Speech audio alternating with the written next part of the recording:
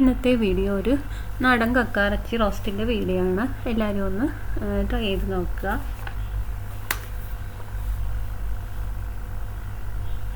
വളരെ ടേസ്റ്റി ആയിട്ടുള്ളൊരു കക്കാറച്ചി റോസ്റ്റാണ്. അതിനാവശ്യമായിട്ട് കഴുകി വൃത്തിയാക്കി കക്കാറച്ചി എടുക്കുക. അതിലേക്കൊരു 1/4 ടീസ്പൂൺ മഞ്ഞൾപ്പൊടിയും ഉപ്പും 1/2 കപ്പ് വെള്ളം ഒഴിച്ച് ഒന്ന് വേവിക്കാൻ വെക്കണം.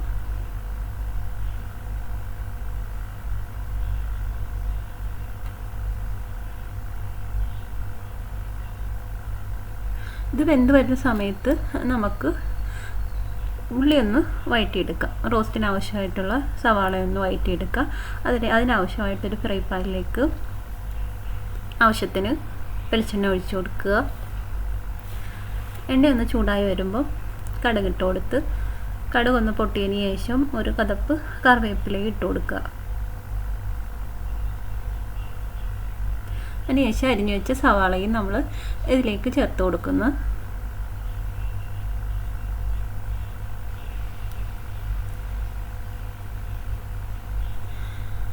ഇതിലേക്ക് ഉപ്പും ചേർത്ത് കൊടുത്തൊന്ന് നന്നായിട്ടൊന്ന് വഴറ്റിയെടുക്കുന്നുണ്ട്.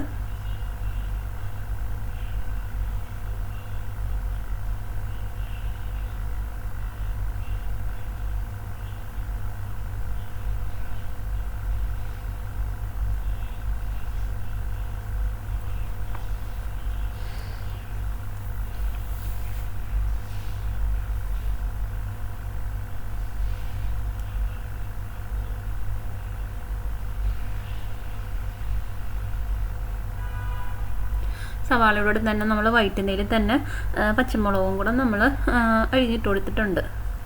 പിന്നെ ആവശ്യത്തിന് വെളുത്തുള്ളി ഇഞ്ചിയും കൂടെ ഞാൻ സവാള ഒന്ന് വഴറ്റിയതിന് ശേഷമാണ്, കുറച്ചൊന്ന് വഴറ്റി വന്നതിന് ശേഷമാണ് സവാളയും വെളുത്തുള്ളിയും ഇഞ്ചിയും കൂടെ ഒന്ന് അരിഞ്ഞ് അതിൻ്റെ ഉള്ളിട്ടൊന്ന് വെച്ച് ഒന്ന് വഴറ്റിയെടുക്കുന്നുണ്ട്. അത് ഞാൻ ഇഞ്ചിയും വെളുത്തുള്ളിയുടെയും പേസ്റ്റ് അല്ല ചേർത്തേക്കുന്നത്, അരിഞ്ഞ് ഇട്ട് കൊടുത്തേക്കുവാണ്.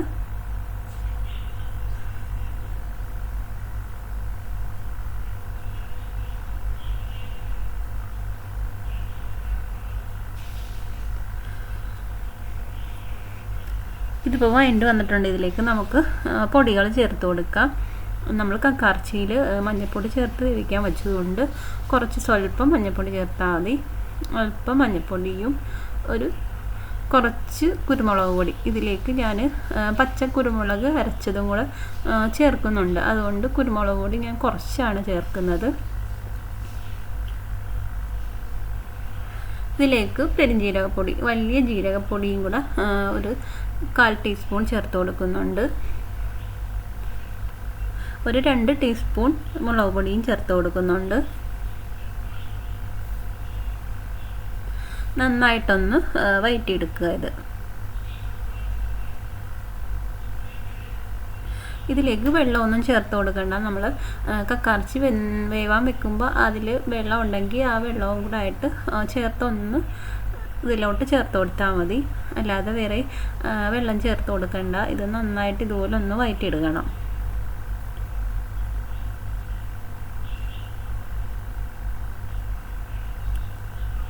ഈ സമയത്ത് ഉപ്പ് കുറവുണ്ടെങ്കിൽ ഉപ്പും നോക്കിയിട്ട് നമുക്ക് ഉപ്പും ചേർത്ത് കൊടുക്കണം.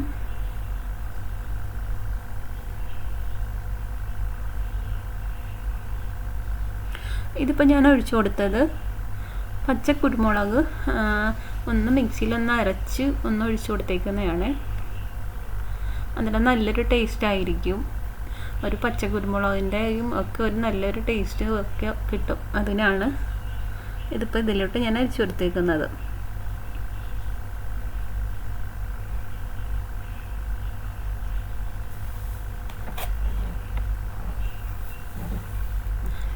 നമ്മൾ ഇതൊന്ന് വഴണ്ടി വന്നതിന് ശേഷം ഇതിലേക്ക് വേവിക്കാൻ വെച്ച കക്കാറച്ചി അതുപോലെ ഇതിലോട്ട് ഇട്ട് കൊടുക്കുക. അതിൽ ബാക്കി വന്ന കക്കാറച്ചി വേവിക്കാൻ വന്ന ആ ഗ്രേവി ഉൾപ്പെടെ തന്നെ നമ്മൾ ഇതിലോട്ട് ചേർത്ത് കൊടുക്കുന്നുണ്ട്.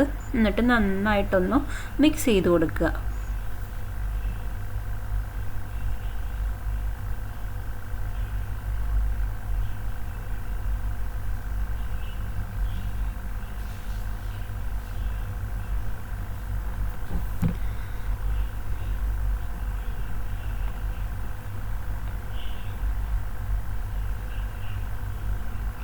ഇതിപ്പോൾ നന്നായിട്ട് മിക്സ് ചെയ്തിട്ടുണ്ട്.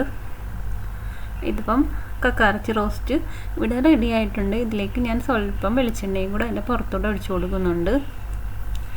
വളരെ ടേസ്റ്റി ആയിട്ടുള്ള എളുപ്പം നമുക്ക് ചെയ്തെടുക്കാൻ പറ്റുന്ന ഒരു കക്കയിറച്ചി റോസ്റ്റിൻ്റെ ഒരു റെസിപ്പിയാണ്. എല്ലാവരും ഒന്ന് ചെയ്ത് നോക്കണം.